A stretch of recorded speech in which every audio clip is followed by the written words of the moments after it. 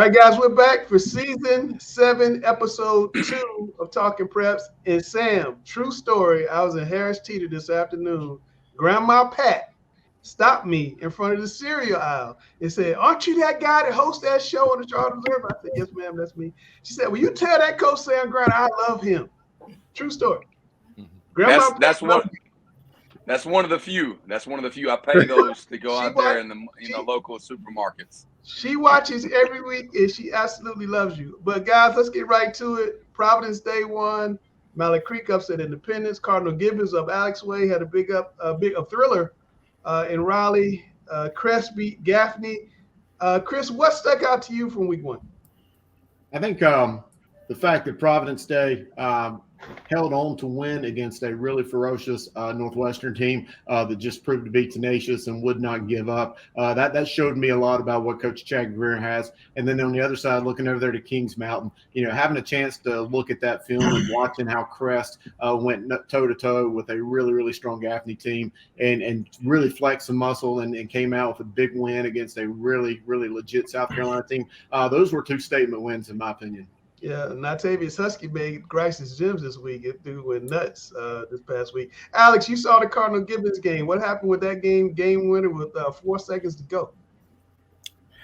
In every way, shape, and form, the most dramatic finish ever in that stadium. Cardinal Gibbons High School is celebrating its 25th anniversary on Edwards Mill Road this year, and there have been bigger wins, but in terms of a dramatic finish, this was number 1 all time. I think it's important to point out that the efficacy of education-based athletics. Here we go. We got it in early. Yeah, that's the first one. The efficacy of education-based athletics really shone brightly in the game-winning touchdown story. The receiver on that play, a senior named Chet Yardley, he is the son of Jeff Yardley, who was the captain of the very, very first Cardinal Gibbons team when Gibbons resurrected its football program in 1992. So kind of a full circle connection right there with Chet Yardley bringing in that catch from off of a Whit Neubauer pass. So just a dramatic finish all the way around.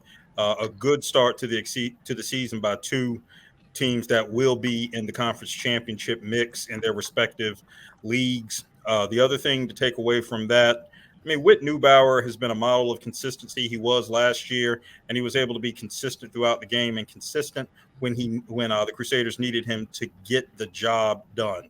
I think the other takeaway right there is Cardinal Gibbons got a couple of stops down the stretch on 4th downs to preserve their positioning there to have that opportunity to win. So, that being said, we know that being able to make defensive plays when necessary is a hallmark of a Nick Drew defense.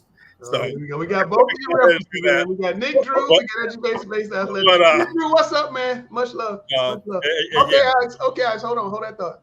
Sam, were you surprised that Butler went up to Roseville and didn't get it done, or did that not surprise you? I know there was a little controversy with that game, some clock management. Yeah, it surprised me. I knew that Butler was banged up going into the game. I think they had it was either 5 or 7. I know it wasn't 7. 6, I heard 5 or 7. Yeah. 7 starters that didn't play. It's not an excuse for them. Butler's going to schedule some hard games, non-conference, and I definitely want to see my alma mater just get through those type of games, and it'd be as good as I was hoping that Butler honestly would have been undefeated going to Weddington. Then we could have had a really big game week 4 to talk about. Them losing to Roseville was shocking to me, but Roseville's a really good team as well. All right, Gary, were you surprised that Sam beat Palisades 28-19? I thought it would have been a bigger margin. At halftime, it was 21-0, and I thought it would at least finish 35-7. Is that coaching, Gary? Is it coaching? No, it's hot at 3 o'clock on that turf. There. That's what it is. I don't think it's coaching. I think maybe a letdown with kids. Yeah. I don't know if Sam put in a lot of backups to get them some experience, but when you're up 21-0 with 15, 16-year-old kids, they can lose their focus, especially on that turf when it's about 95 degrees on that turf. So I think that's all it was. Sam, here's my question. I've never seen you pass that much. Was that the game plan? Is that just something you guys came out with? No, it was not the game plan. We've never played on that surface before. It's a Yeah. beautiful stadium. It's the most beautiful stadium we've played in or I've ever played It's in got that personally. wood, it's got the wood chips down It's there. an awful surface for football. Yes, you need to actually you need to purchase like $200 soccer cleats, but that's nearly impossible to do, Yeah. for a high school kid because it needs to dig into it. But like everything we do is a lot of misdirection and sharp angles, and it takes away that quickness aspect. So we had to like figure it out on the game plan after the second series and say like we're gonna have to either run it right at them, which they're already big, or we're gonna have to take shots down the field at the right time. And I thought KD did a great job of finding his young receivers and some of his veteran receivers, and threw a great day, over 250 yards pass and almost three TD passes, two TD passes, and he And ran one one that in. stopped down by the 6. Yeah. It was Exactly. a ton of slipping on Thursday night. Mhm. All 4 teams. Okay, hold on. Speaking of Thursday night, Malik Creek upset Independence. Now, Chris had Malik Creek number 9 in the Sweet 16. I think they were number 10 in his 4A rankings. And after Malik Creek won, the coach of Malik Creek had a message for all of us. At the end of the day, we said, man, if people don't respect the job that we're doing, then we got to make them respect it. You know what I mean? And it's all fun and games. Those guys are picking who they're going to pick, and that's a part of it. And we enjoy that as well.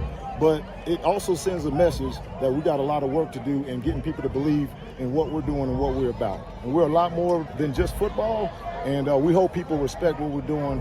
And we knew this was a great platform to do it, especially when it ain't just Charlotte Observer. All preseason, it's like Indy is like way up at the top. And it's like, oh, darn. You know what I mean? What about our league? What about our conference? What about the good teams we play? Well, how did that happen? So I got a message for him too. I heard his whole message too. I wanted to bring in the star of that game Friday night, fresh out of Washington, D.C., Nasor Ashanafi. You're new to all of this. Were you guys going into the game saying we're being disrespected and we got something to prove? Yeah, I mean, that was just the talk when he brought that up in practice, just saying, like, nobody picked us to win this game. So that kind of put a chip on our shoulder to win. You had 2 interceptions for touchdowns in that game. That's kind of a dream come true for a defensive back. What did you see on those plays when you picked off Justin Little, who's one of the best quarterbacks in the state of North Carolina? I just was reading the receiver and him, just watching what he wanted to do in practice, and how he liked to just make his reads really quick. And so I was just reading it, and I was just able to jump the plays and make those plays for the team. It was an elite play. I can tell you that. I watched them both live, and I thought personally that when you made your break, it reminded me of the break that you saw in the Super Bowl from, the Patriots. I mean, you had breaks, you had to go through a shoulder and make that. It wasn't an easy pick. It was actually designed for a pass breakup, and you literally made the pick. My man, I don't think you understand it, but you changed the game yourself individually. Only you changed the game and made your team, have life and belief, and you changed the culture yourself. One individual aspect changed the whole culture of that game, and you did it, my brother. Absolutely. My question is, sir, what's the difference between DC football and Charlotte football? I know you only been here 1 week, but what's the difference? Charlotte football is more it's more competition. The team I played for, we played some good teams, but coming down here, for me, I think that was a statement game to prove that I could play at Charlotte 4A. All right, well, before we let you get out of here, tell me about the Buford game. You guys are going to play one of the best teams in the country, number 1 quarterback in the country coming into town. And Dylan Raiola got the Patrick Mahomes haircut coming in on Friday. I know you probably wanted to get a pick on him. What do you guys have to do to shock the world and pull upset in that game? Stay disciplined and stay true to our keys. All right, sir. Well, we're going to look for a couple more interceptions back to the house Friday. Can we look for that? Yeah, I got you. You got me. All right, man. Well, thanks for coming on and good luck to you, all right? Thank you. I like that kid right there. I'll tell you that. Got I a like little him a mouth. lot. Alex, what'd you think? You said you had a comment on that. What'd you think? Yes, I'm going to go ahead and say how disappointed I am in Kennedy Tinsley trying to create some meaningless conjecture here at the beginning of the season. There is absolutely no point in this whatsoever. Kennedy Tinsley knows that we respect his program.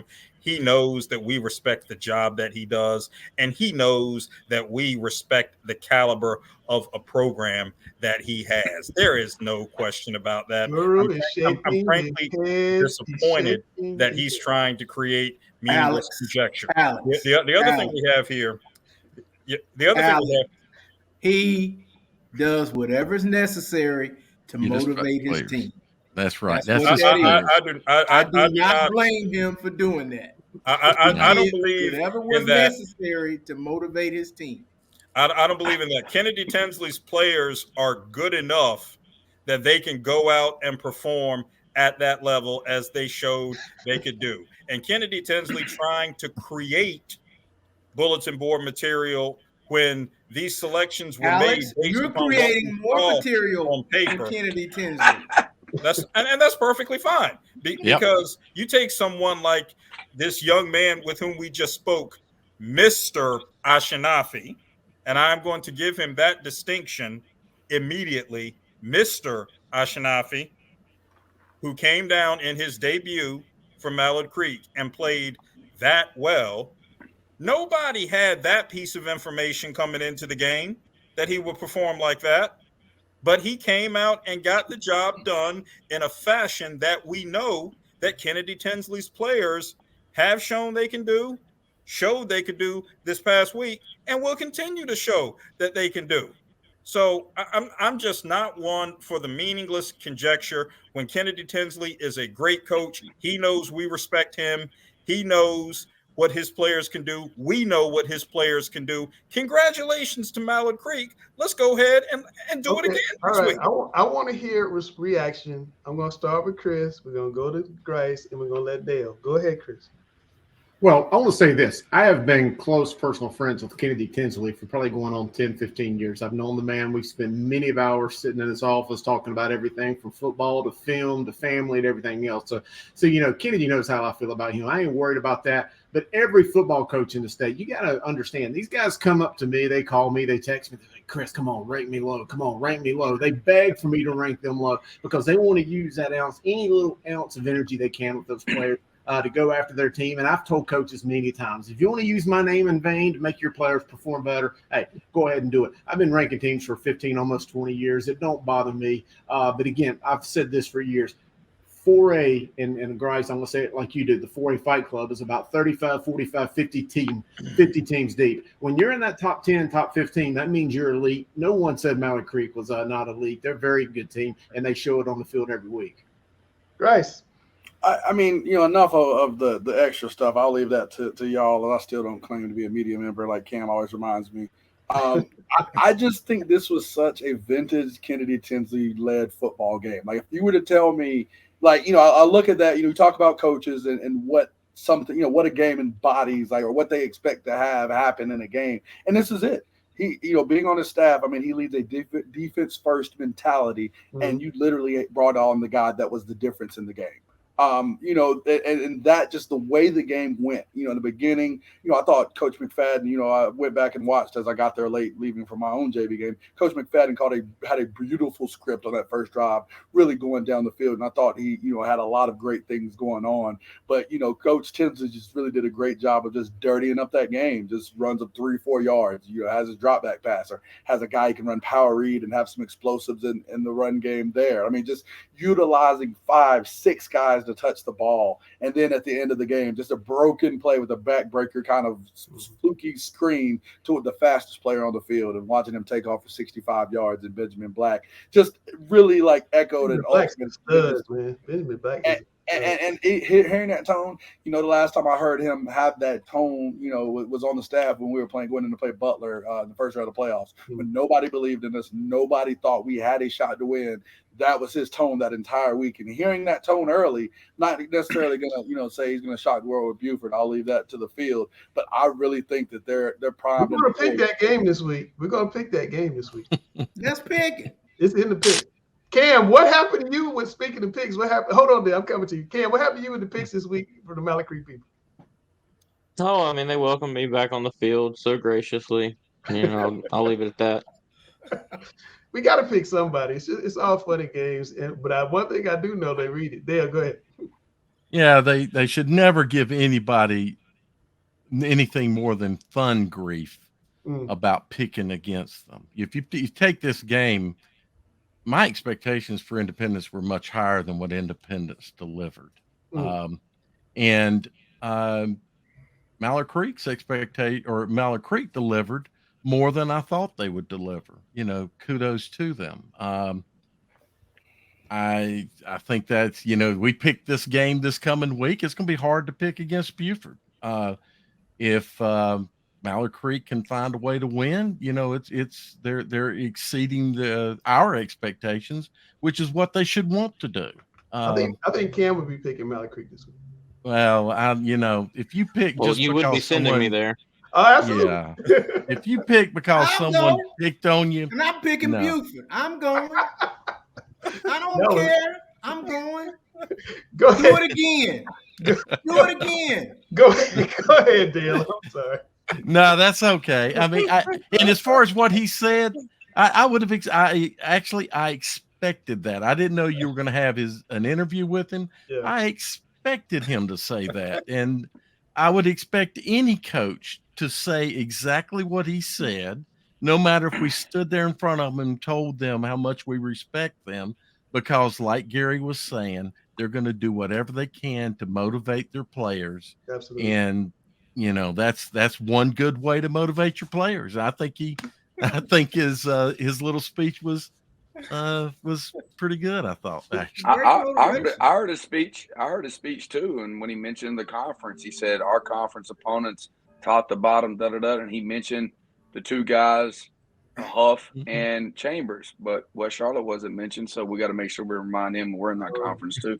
So I heard the whole conversation too. You're 3A, man. That's why 3A can't compete. We're in that conference. You know that these schools have these guys that clip out stuff y'all say and put slow motion music and highlights behind it.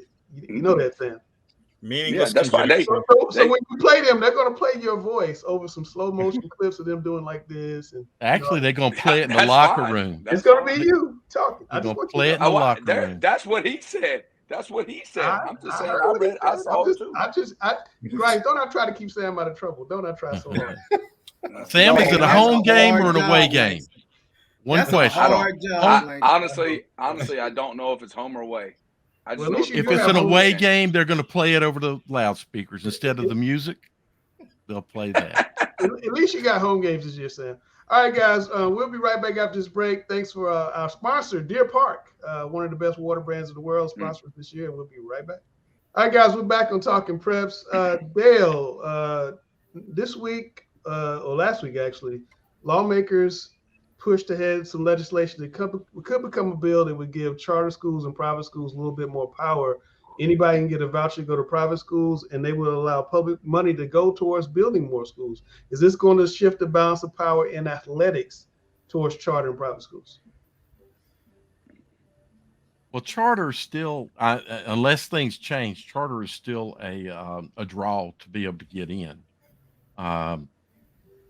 I don't know if there's any plans on changing that, but it certainly will assist in some talent moving to private schools without question. I don't know.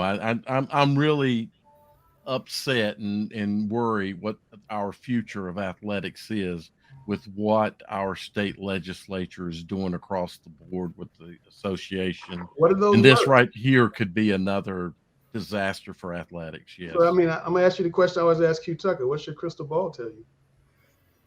It's gonna have an impact that players are going to migrate to private schools. We may see more recruitment as a result of that from the private schools. Can't blame them. I don't think it's. I just can't see this being good. As a parent, it might. I don't know. As a parent for education, if it was for educational purposes, good.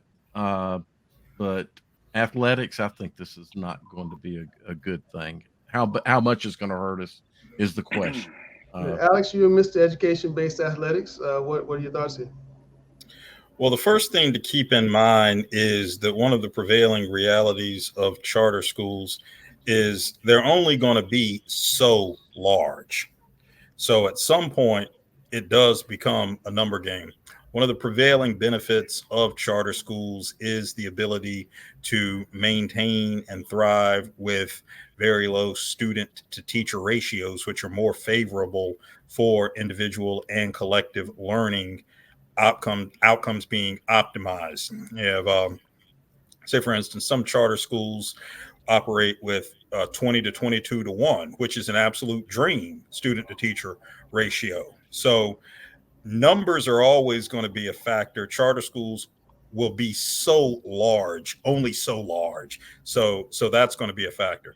The other thing that we have to keep in mind is, given how everything seems to change 15 minutes at a time with the state legislature, and we're entering into a new alignment cycle in 25, 26, what's going to happen in terms of our charter is going to have to play up? Is that going to stick? Is that going to go away? I think that's going to stick. So you're dealing with the reality that charter schools will be so large, only so large. And if playing up or using some form of an average daily membership multiplier is in play, then it will not result in a notable or seismic balance of power shift in the end when all is said and done. But here's my question, Chris. If they're building more charter schools, even if they don't have as large a student body as the traditional public schools, won't that have an effect over time? Because especially if I'm in a small county and my school is old or dilapidated or whatever, they build this brand new charter school right beside of me. Won't that change the balance of power eventually? Yeah, and I'm really hesitant to use my true feelings on this because I just feel so negatively about how I see the charter schools transpiring in regards to, everything from athletics to socioeconomics to, things like that. But I do see, in time, either watering down the public schools and sending players away, or either you see the charters build up. I think you've already seen this to a degree in some of the lower classifications and everything other than football, with how the other charter schools are just dominating in everything from basketball to baseball to to the Olympic sports. So I think in time, and that time may be 15 years. I don't know what the threshold is going to be, but I do think it's going to have a definite effect in football as well. One thing, Cam, the charter schools talk about all the time is with this potential rule that I have to play in the classification where the majority of my student body comes from. So if I'm like Lake Norman Charter, Pine Lake Prep, and the majority of my students come from Huff and North Met, I got to play in what's now 4A, what could be 7A. How do you feel about that, Cam? Is that fair to put those kids in that in the short term? I don't think so. I think it puts them. I mean, it really puts them at a talent disadvantage. I don't think that's fair in any term, short term, long term, any of it. Yeah, Gary, you're for my all comment. for all sports or just like football? Right now, it's for all sports. But they pull out of Iredell County too, so you've got the South Iredales and those schools that they would probably align with them. I'm using that as an example. I'm not saying that's like a hard line. But Gary, you're my common sense guy. I mean, tell me common sense wise how you feel about more charters, anybody of any income level getting vouchers to private schools. How do you think all this is going to, shift, if anything, high school sports as we know? Well, like you said, the Olympic sports, I think it'll even out. But in a sport like football, you need numbers. You really need numbers. And A charter school may take 3 or 4 great athletes from a school. That may cost the public school 1 or 2 wins, but when they have to play the public schools, that's where the numbers will come back to haunt them, because they just won't have the numbers to compete. You used Huff as an example. They probably got over 100 kids in their program. Mallet Creek has over 100 kids in their program, and most of the powerhouses in the Mecklenburg County area have at least 85 kids. So, I mean, Grice can tell you they got 125 kids. I've been subbing over there. You got kids walking the halls carrying their football equipment with them around all day because they don't have enough lockers. So I think it'll hurt the depth. It'll hurt depth-wise for the charters, but it'll also knock off 1 or 2 wins to the public schools. But if we have this conversation during basketball, the charters, how are they going to circumvent the lottery? They can't. Well, there's some people. I mean, I've heard a lot of people say that they don't really think the lottery is a real thing. It's a lottery is a real thing. The lottery is a real. No. That's baloney. I'm saying I hear that. Yeah. People would say that that's not a part. Grice goes to the air quotes. I mean, I hear that a lot. I've never heard of a guy that's a great football player getting denied by the lottery. And show me one for a program that's really out there. And I'm not accusing anybody. I'm not saying, but the players that I've seen get over there. And Langston, remember this. When West Charlotte was a powerhouse in football and basketball. Open program. They had open program, but they also had Northwest School of the Arts. Yes, sir.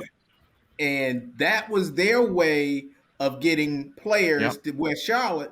They would go over there and take a couple of art classes and then go play football or basketball. There was a certain 6'9" basketball player that did that. They had no idea what he was doing. You got a big 6'9" guy playing the violin. That's kind of unusual. Go ahead, Guru. Hey, the only thing I want to say about the whole lottery or the whole thing in regards to sports and charter schools, I'm not going to mention the school's name. It was one of the first charter schools in existence. It had a very good success early on when it came to basketball. Alex may or may not know this. I'm not sure, and I'm not even going to throw it out there. But let's just say that the head basketball coach's wife ran the lottery / student assignment for that charter school. I just know for a fact they got who they wanted to get. That's not how the lottery's done, though. That's not how it's explained to me how the lottery's done. Nobody with the school does the lottery. I'm just saying. It's not handled by the school. That's an outside. None of this is real. All right. One thing I did hear that was definitely real was Sam asked a question to one of the best football coaches in North Carolina, and Sam's question was very interesting. And the coach's answer was very interesting, too. Do you think, like, at the beginning of the season, there's a little bit of disrespect? I know you guys are ranked in the top 16, but think about the continuity of Weddington. You guys don't lose a lot. You gained a lot. The guys have been playing with each other since they're young kids. Yeah. I think at the beginning of the season, there's a great argument you guys are the best team in the state. Hey, feel like other people feel that way? We'll see. Okay. We'll see.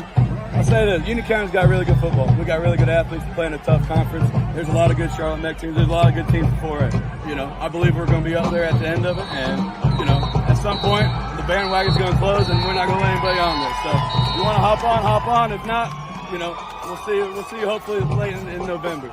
All right. That sounds like a coach.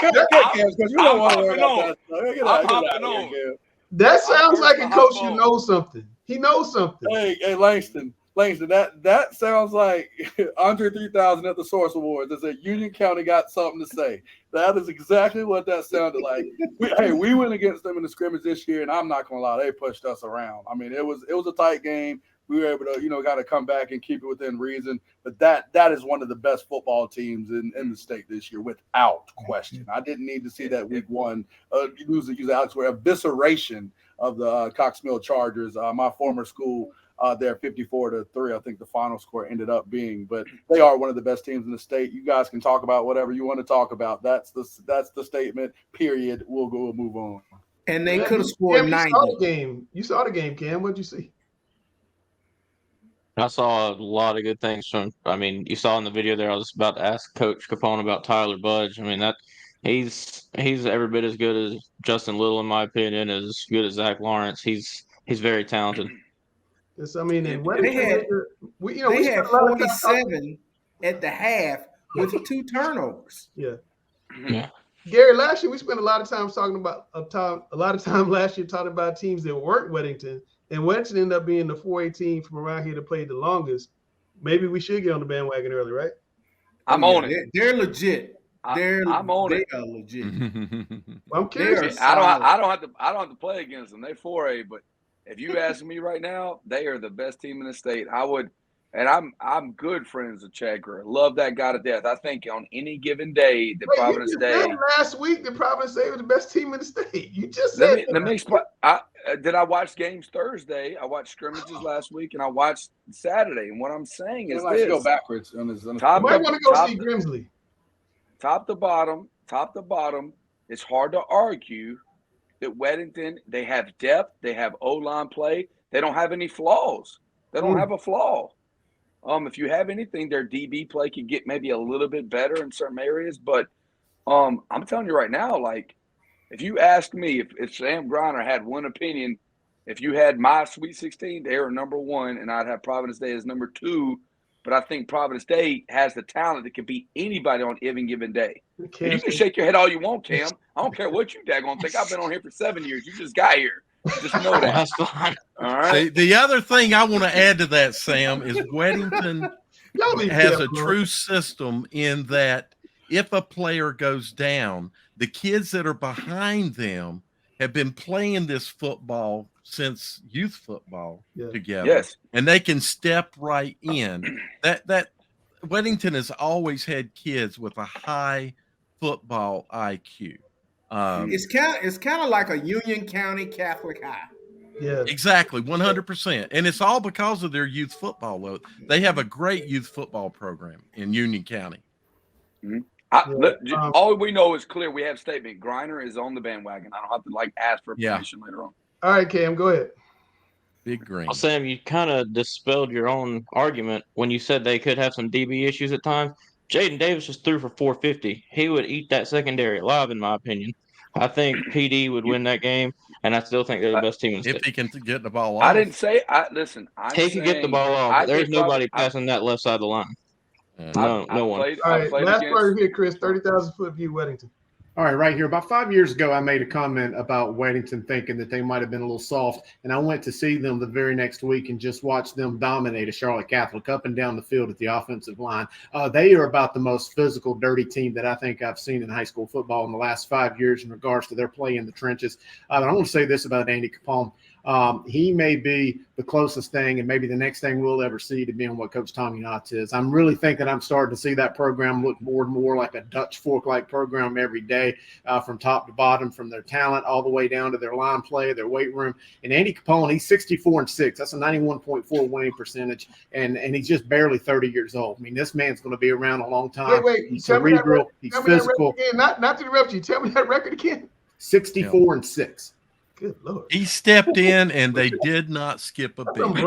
Type stuff. They went from state championship teams to. He created a whole new album. That's a different album. That's insane. Yeah. All right, but how long is it, Chris, before the Jaden Davises and Jordan Ships of the world decide to move to Union County instead of playing somewhere else? Oh, they very well may. I mean, I still stand up and say Tommy Knotts never recruited a single soul. That his performance and that his show games on the field recruited itself because people wanted to go play for TK. I think in time, and we're starting to see that already. Players are wanting to play for Coach Andy Capone. They're wanting to move across the county, better taxes. Over in Union County, I think we're going to continue to see that. The only problem with Weddington is it costs a lot to live around that school. A lot of NFL players live over that way too. Yeah, that's true. Thomas Davis' son plays for Weddington. Number 0. And apparently he has like 2 kids that live with him that are really good or something. We got to do. I'm gonna say Cam out there to write about Thomas in a little while. All right, let me flip it to the eastern side of the state because it sounds like the guys are pretty clear who's going to be the western representative. Alex, is Cardinal Gibbons. Did they show you enough with that comeback win that they're back in the mix? That Nick Drew has a chance for 2 state titles? Guru shaking his head no before I can get the question out. Go ahead. Cardinal Gibbons never was out of the mix. Cardinal Gibbons is in the mix. So, I mean, they never were out of the mix. Now, does that mean that they're going to surpass whoever comes out of the West this year? I didn't say that, but Cardinal Gibbons never was out of the mix. The Crusaders very much are in the mix because of the poise and the consistency that we saw out of Whit Neubauer, because of what we saw from Nick Drew's defense. Obviously, not as dominant a performance as we've always seen, but what we saw in terms of being able to get key stops when they needed to set up that opportunity to win. I mean, once again, it's not a discussion of Cardinal Gibbons being back in the mix. They never were out of the mix, and they will have an opportunity. But at the same time, we saw something very impressive from Roseville this past Friday. They're going to be in the mix. A team that no one is talking about out of Johnston County. Wait. Roseville beating Butler -7 stars by 2 points. That impressed you? I'm just asking. No shade. Just asking. It's not a commentary on Butler. I'm just speaking from the Roseville perspective. Okay. I'm speaking from who is in that handful of teams with an opportunity to come out of the East. I didn't say any of them. 3 teams from the East that can get to the state title. Cardinal Gibbons. You're on mute, Drew. Sorry, I'm going to say Clayton. They were ranked 17th in my preseason rankings with Carolina Preps. Clayton, Rollsville, Leesville Road, and I'm going to even say somebody like Wilmington Laney. Don't sleep on the Bucks down there. All right. Well, while you're talking, let's hear about those rankings this week. What you got? All right, we're going to start with the 4A. The 4A Fight Club, as Grice likes to say, by a narrow margin. It took a lot of deliberation and a lot of thought with this number one. I went really close to putting Weddington at the number one ranked team, but just seeing what Grimsley did to a very talented Mount Tabor team on Friday, 30-7 victory. I'm going to leave Grimsley right there, number one. Weddington elevated up there to number two. East Forsyth, they're number three.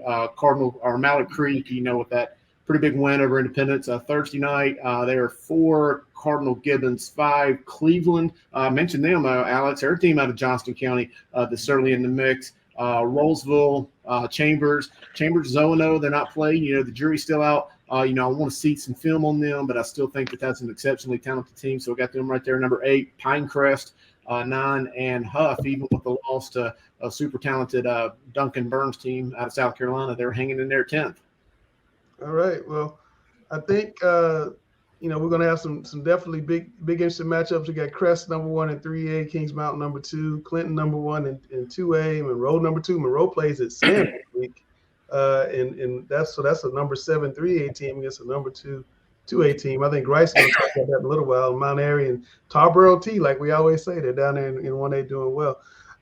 So we're going to talk about the top 10 games now, since Chris broke down the rankings. Let me find my chart so we can throw it up on the screen. And Chris, what do you see here with some of these games? Again, I just mentioned it right there with Chambers. I just want to see how they look on the field this year. I know that they are extremely talented. I think that they could be as high as 1. And, again, talking about the 4A Fight Club, they could be down there in 10th or 15th. But, it's just a matter of see what this team looks like on the field. I think that's a really big game. We already mentioned it, Buford at Mallard Creek, number 1 quarterback in the country. I don't care if Mallard Creek wins or loses. That's not going to really define what I think about them. I just kind of want to see how they compete in a big-time game like that.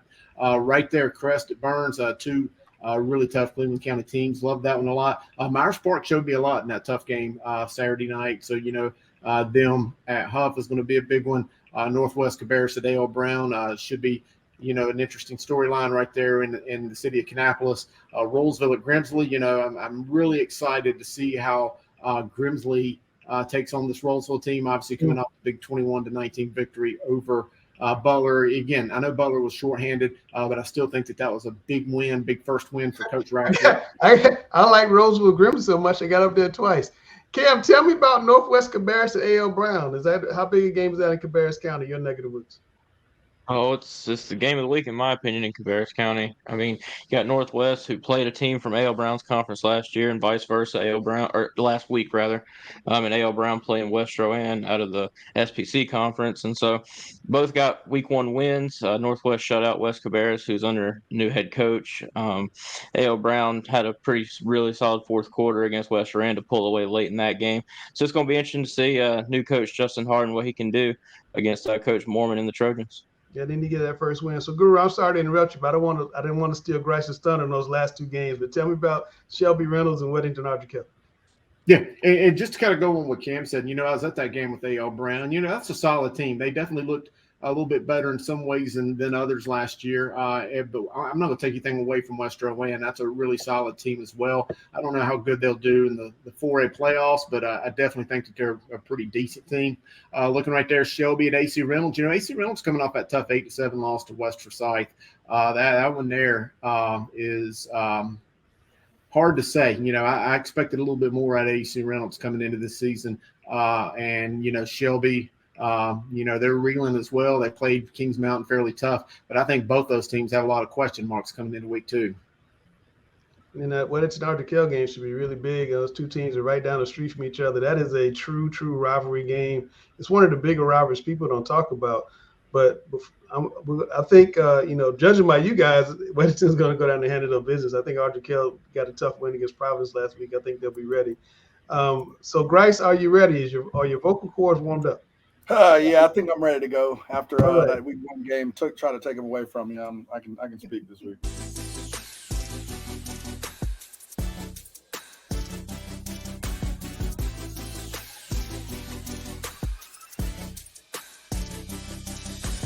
All right, hey, games of the week. We'll actually start with the Eastern game of the week, and that's going to be Rolesville at Grimsby. We're getting a little Western with our Eastern deal, but we wanted to highlight, one of the top teams in the East. A rare chance that we give a team a back-to-back games of the week, but I definitely think these two teams are worthy of that. Again, Rolesville with a big win over Butler, shorthanded or not, that was still a big win. And again, week 2, the task is no easier. Grimsby looked great against Mount Tabor in what some thought I think would be maybe a Western kind of semifinal preview or potential playoff preview. Well, Grimsby definitely showed that they're the class to beat in 4A.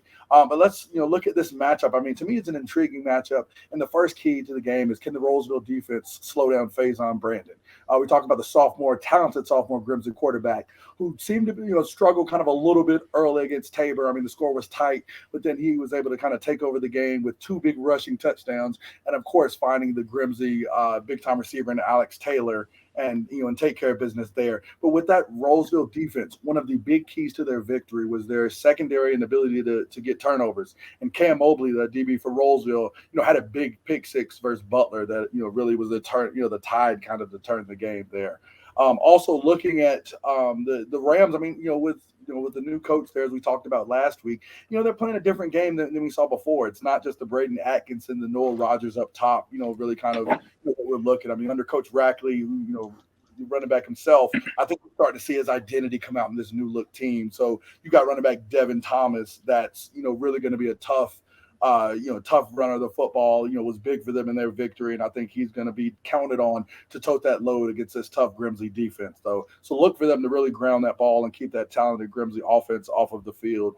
And finally, again, we talked about this with Rolesville before. We mentioned the game last year, against East Forsyth, them kind of coming back and, and playing a team from this area. Can they make that statement and show that they're one of the top teams?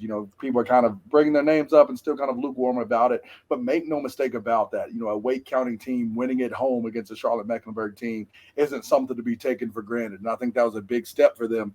They've got a big step here again as they take on another talented team from the West to see if they truly are one of those teams that you got to look at in late November to go to play for the state title. All right. And the second game of the week is Monroe versus West Charlotte. I know Coach Griner is really excited. Again, first game, first time on home turf playing at West Charlotte. So I think we all are going to be excited about this game. The first, key to this game is, as I've, kind of created the headline, is KD the QB. I don't know the last time that we can point to a Sam Griner-led team throwing for over 200 yards. As KD Smith had almost, I think it was about 250 yards in the first game against Palisades at Memorial Stadium on Saturday. That, bright, fresh air of Sam, Coach Sam Griner's passing attack, I think that's going to be something special here against this Monroe team. Now, of course, they've got to be careful, as I think, they're facing a great step up in competition, especially in the secondary. Got to watch out for 4-star DB Jordan Young, also on the Mr. Football watch list for this year. I know KD likes to go to his number one target, the talented freshman Davion Jones, but I think Jordan Young is going to be used to make sure, if anything going over the top, he's going to make sure that KD has a great throw. And if not, that might be going the other way. For me, I kind of mentioned special teams. I always think special teams are going to be a key in one of these type games with two talented teams. You've got these great, exceptional athletes. Special teams, whether it's kickoff return and punt return, you always get worried that if a guy gets some sort of space, he's going to take one to the house. Watch out from Monroe's side, the returner, Zach Melton. Again, Central Davidson, he took one to the house in week 1. They've got to make sure Coach Griner and team that they're doing everything they can on their coverages for kickoff and punt to make sure that they're rallying around and getting to this guy and getting to the ball to make sure he doesn't hurt them or flip the field with a great return. And then finally, we talk about this vaunted West Charlotte defense, Jaden Smith, all of these guys around this talented team that you look at. I think number 0, one of the DBs I saw, really highlighted just how he flies to the ball. And those guys are always ready to be, to deal a big hit. You got the running back Nate Crosby Jr. At Monroe last year at 1,700 all-purpose yards. He's definitely someone that Coach Griner circled on his list, or a guy that they must stop. If he's not stopped, if he's not reined in check by this talented West Charlotte defense, it's going to be a long day. And again, Griner's team, while they're throwing the ball a little bit, they still like to move down the field in a pretty progressive fashion. They've got to avoid these chunk plays from Crosby and the Monroe offense. If they can do that, I think they can be very successful. Sam, how good is it going to be to finally have a home game at the Dub? I can't explain how excited I am. I really am. I mean, I thought we were going to have home games last year. We did not. Just the smell. I'm not. That's exactly right, Gary. I can't imagine. I mean, I'm just challenging everybody that went to West Charlotte. Langston, yourself included. Show up to this. It's going to be a special thing. Y'all ever had a black pot? Yes. You can't. I mean, you want me to come? You had a black pot. We got everything. It's anybody who's been to West Charlotte knows about the black pot on Friday night. You talking about the fish fry going, right? Yeah, right. Yes, croaker plate, baby. Croaker plate. Oh yes. Yeah. They should take you to the gym back in the day. Yes, yep. It's there. Go to the gym to get the black. You get the plate with the white bread. And the baked beans. The white bread. And hot sauce and mustard. Yes, sir. Hot sauce Sam, you don't know about the fish fry? Yes, sir. No, I know. I don't know about the fish fry. That's the big thing. Yeah, I know. It'll be there. And look, we got Sam gonna look around there, Gary, like, what are they doing? It smells like they're cooking back there. Broker man. Hey, when I was coaching, I used to always volunteer to go to the press box. Yeah, when we played West Charlotte. Absolutely. Sam, what do you got? Headphones on and a plate of croaker. That's right. Yeah, croaker. That's it. Sam, what do you got to do to beat Monroe? They got a lot of athletes, and Johnny Styles is a legend in Union County. Mm-hmm. And remember, take their words and put slow motion video behind game plan. Let's hear your game plan. No, I mean the game plan is simple. I mean they're gonna have the same game plan as us. We can't turn the ball over. We got to eliminate the big plays from them, and we got to execute our big plays. If we can methodically drive the ball down the field and set the line of scrimmage, I think we can win. If we have a hard time setting the line of scrimmage, then I think they'll have the best opportunity to win. But remember, they're coming to West Charlotte. I'm excited to see our kids. Imagine this: a kid that's been a freshman. This is going to be his first home game. He's a senior now that he's ever played at West Charlotte. I think it's going to be an emotional night. We can't play with emotion. We got to play with conviction. And so I'm excited to see that. I really am. Are we able to do that? The task at hand? Or are we going to get too emotional and be up and down? And I'm going to challenge our team to do that. And I think if we do that, we can win this game. Every time I've seen them, they have fast line play. Yeah. That'll be interesting to see. They're always very fast. Cam wants us to pick this game, so we have to put this game on the picks. We already know who Sam's going to pick in this game. We'll pick this game. It'll be interesting to see. That's why Sam don't pick. That's right. Sam doesn't pick. So that's why Sam don't pick. Yeah, we'll pick this game.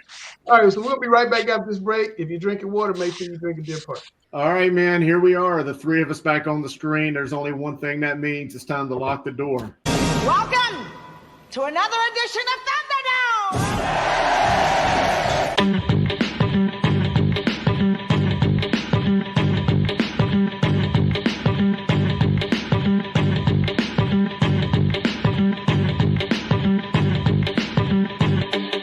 All right, man, coach versus coach, cranking it back up for the 2023 football season. I got on my right, I've got Coach Sam Griner, and I've got Coach Coach Grice here on the other side. I guess it's flip-flop depending on who's looking at it. But anyway, hey, let's kick this thing off right. Has North Carolina surpassed South Carolina in the terms of strength in high school football? Coach Grice, we elected to receive, so we're going to go with you.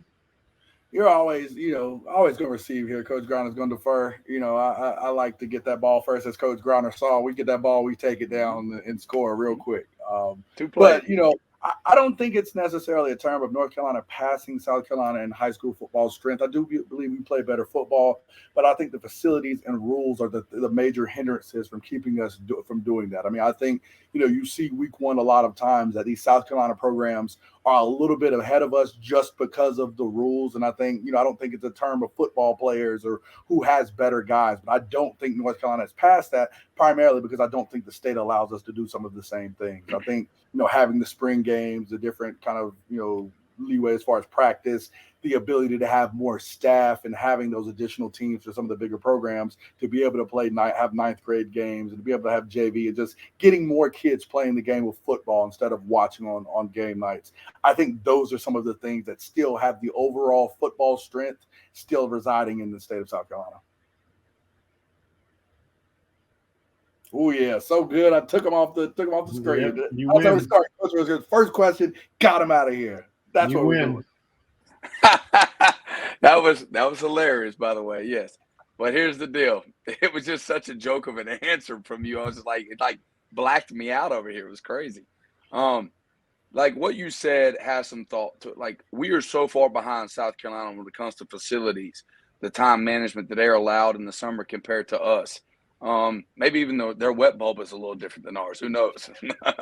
But to be honest with you, talent has surpassed South Carolina, in my opinion, on a daily basis. You have more people surrounding. Maybe it's because jobs created in the Charlotte area and the surrounding areas that you have more families coming in here. And but I mean, who just played Gaffney? Wasn't it Crest? Yeah. Yeah, I mean, so Crest is considered a 3A talent. Gaffney's considered a big powerhouse in the big programs in South Carolina and challenging for state championships year in and year out. And you had Crest take them down. That's a dead giveaway right there. And I think that Dutch Fork is head and shoulders a lot of times on one team that can compete if it's anybody. But from top to bottom talent, I think North Carolina has surpassed South Carolina. And the only way that they're still competing and holding on is because of the facilities and the rules and the preparation they're allowed. They do have probably the best coaches there are top to bottom. But when you talk about just football in general and the aspect of talent, I know it doesn't say talent, but that's what you come to see. More people are getting recruited out of North Carolina than they are South Carolina, I would say. Yeah. Both men, you make great points. And to kind of piggyback on a little bit of what you said, Sam, and I like what you said, but a lot of it is I don't think North Carolina's got better talent. They've just got more population, just how rapidly population-wise. But I want to go back to a principal that I used to work for here in the state of North Carolina who went on to become a superintendent and high levels down in the state of South Carolina. And I asked him at the time when he was principal of a really, really, really strong program, and I was like, hey, doctor, so-and-so, tell me, how is it that South Carolina teams continue to build these dominant football programs year in and year in and year in and year out? And he says, man, I'll tell you the truth. It's because we don't allow something like academics get in the way of football. And, I think that to a large degree, that's true. They just put a greater emphasis on football than maybe we do here in North Carolina, because again, as Alex says, we're more about education-based athletics. But anyway, hey, let's move on to the second question of coach versus coach. Coach Griner, this one's coming over to you. Biff Poggi has a lot of heads talking about Charlotte. Will the 49ers win in his first season? Yes, they will have a winning season, in my opinion. I'm drinking the Kool-Aid. I think Coach Poggi is just doing an amazing job. We had one of our kids that had multiple opportunities to go to other schools, commit after the game Saturday, and they believe in it. I think that he's flipping it. He's getting a lot of power to his coaches, and he's the type of guy that, Nick Saban does his finances and believes in this guy. You had this guy coming from Michigan. He knows what it takes to win. He's been around winning programs, and he's not here. He's not here to go through the coach phase and we got 2 years to figure it out, 3 years to figure it out. I like the way he goes about it. We're going to win now, and if we don't, get rid of me. It's putting a lot of pressure on himself, and I like it. It's my type of guy. Yeah, I think they are going to win. I just think you look at this schedule, Griner, and I don't know. I mean, you talk about, trying to find the wins, moving into the American Conference. I think that's a big step up in competition. I mean, you're playing, USF at USF. I mean, you've got Memphis, who's been pretty good. You got Rice, you got Tulsa, Florida Atlantic, East Carolina. They're going down to the Swamp. They're playing Maryland. I mean, it's going to be hard to find bowl eligibility there in the first year. I mean, I do think, the way he's talking and the way that, some of the recruiting and players that they're getting in, they're on the right path. But I just think that year one is really going to be tough as guys get acclimated playing some of these better teams in the conference. I mean, the schedule is unlike any I've ever seen for Charlotte as far as an overall piece of stepping into this new conference. But, you tell me you're finishing up the season at USF, you're playing some of these teams like SMU, Tulsa, who we saw in these big time bowl games, and they've got to go and go down there to some of these places and get a win. That's going to be a really tall order year one. I like where they're going. Trust me, I'm drinking that Kool-Aid with you, sipping a little slower than you, though. Yeah, I think I'm drinking that Kool-Aid with both of you men as well. I think Coach Poggi is doing the right thing and is in the right direction. I think he's, talking a big game. Will they be better this year than they've been? Absolutely. But will that necessarily win in year one on the scoreboard? They might lose some games, just because there's going to be some growing pains. But I do like where Coach Poggi is going. But anyway, finally, right here, question 3, coach versus coach tonight. Coach Grice, we're going to stay with you. Bucky Brooks thinks the Panthers will win the NFC South. Is he right, or is this man crazy? I've been looking at these preseason games. I want to believe, and it's bad because everybody was focused on Bryce Young and if he's ready. But heck, he looks like the only person who's been watching film, though. I mean, the O-line can't protect him. I mean, you trade away the number one receiver that you think would be okay.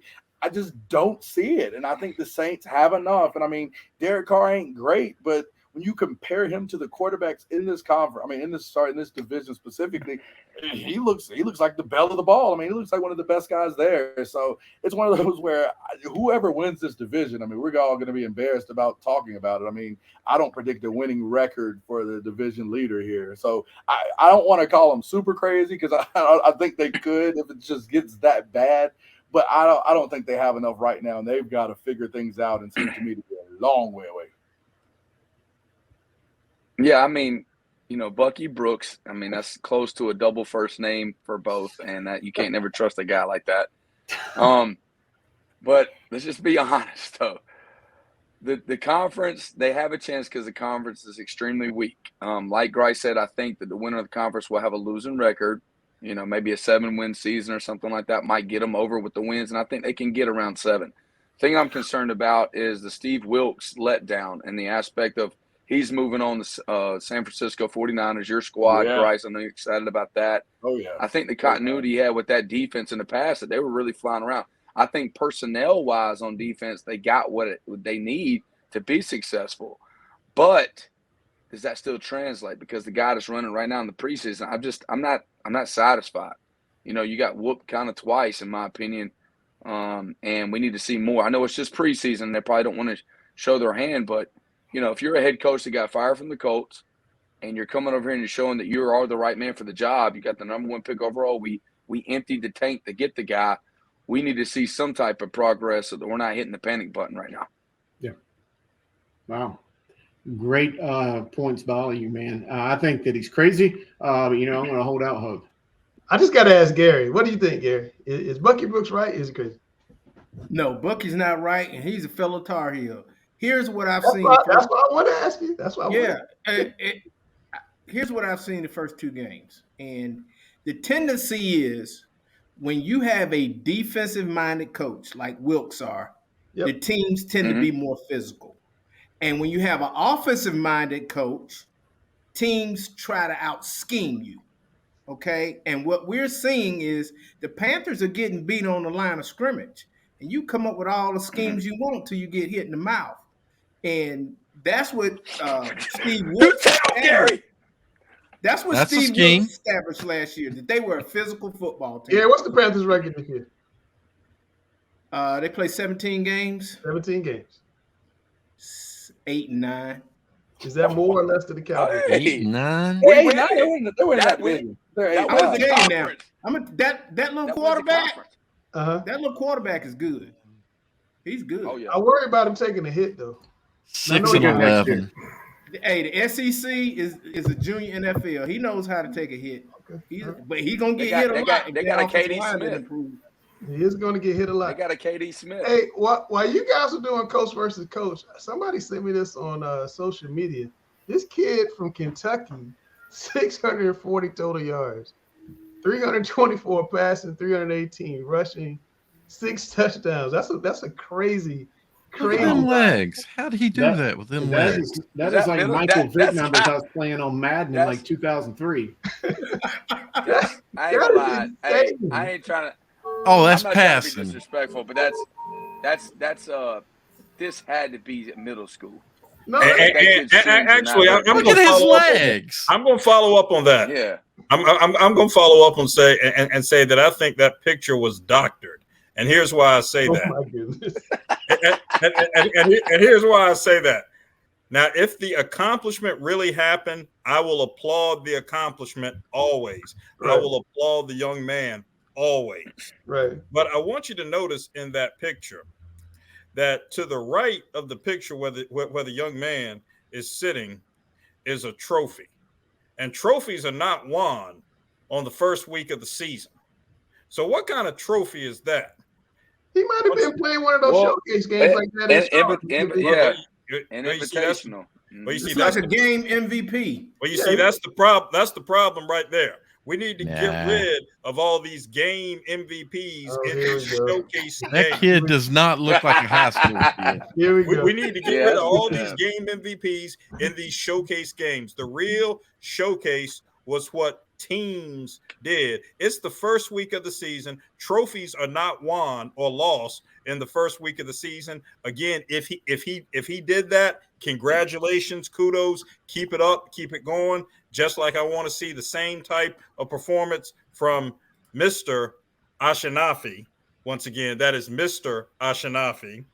And just keep it going. Just keep it going. Man, I don't care, man. I didn't coach Gary. No, I didn't coach some teams. I could have my offense on the field against air, and I don't know if I'd have one guy give me that. I didn't have teams that I didn't coach that have been at that point. So, you want to see who he was playing against? I do want to see it, but like I said, I didn't have some kids that I could put them on the field by themselves, playing football, imaginary football by themselves, and then I get those numbers. I don't care.